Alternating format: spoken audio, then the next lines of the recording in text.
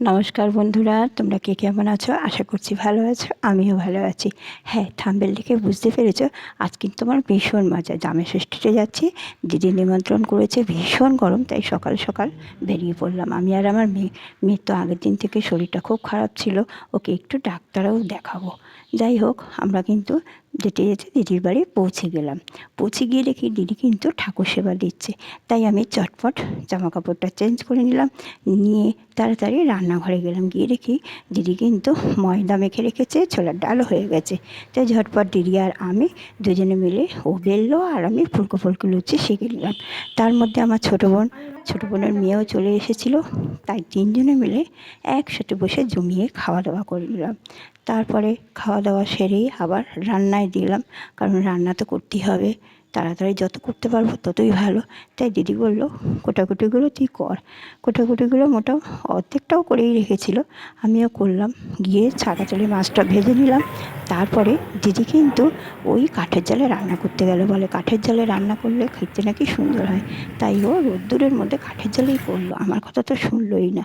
আমি কিন্তু গ্যাসে মাছটা ভেজে মাছের ঝোলটা বসালাম, আরও অনেক কিছুই হয়েছিল, এইগুলো শ্যুট করতে পারিনি।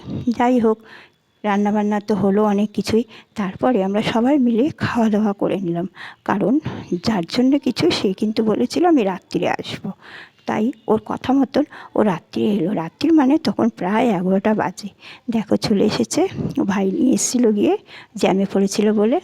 এসে হাত মুখ ধুয়ে ফ্রেশ হয়ে চা খেলো, একটু ফল দেওয়া হলো। তারপর খেতে খেতে প্রায় 11:30 মতন বাজে। তাই সুন্দর করে দেখো গুছিয়ে দিয়েছিল কিন্তু আমাদের প্রিয়া মানে আমার দিদির ছেলের বউ। ও কিন্তু জামাই ষষ্ঠীতে গিয়েছিল ছেলের সাথে, কিন্তু সন্ধেবেলাতেই চলেও এসেছে। ও আমাদের বলেও ছিল, মাসি তোমরা এসো, আমি কিন্তু সন্ধেবেলায় চলে আসবো। কথা মতন ও কিন্তু সন্ধেবেলায় চলেও এসেছিল। দেখো আমার বরকে কিন্তু সমস্ত সব কিছু সাজিয়ে গুছিয়ে ওই খেতে দিয়েছিল, আমাকে বা আমার দিদিকে কিন্তু ওই দিকে তাকাতেই হয়নি। তারপর ভাইয়ের বাড়ি একটু আড্ডাও মেরেছিলাম। যাই হোক, এইবার দেখো ও কোল্ড ড্রিঙ্কসটা কিন্তু গরম করে হাতে নিয়েছে, ঠান্ডা কোনো কিছুই ও খেতে চায় না। তাই খাওয়া দাওয়া তো শেষ হলো প্রায়, এইবার কিন্তু ঘুমোতে যাওয়ার পালা। অনেক রাত হয়ে গেছে, কালকে তো আবার বেরোতে হবে। তাই ব্লগটা এখানেই শেষ করলাম। তোমাদের কেমন লাগলো অবশ্যই জানিও। টাটা।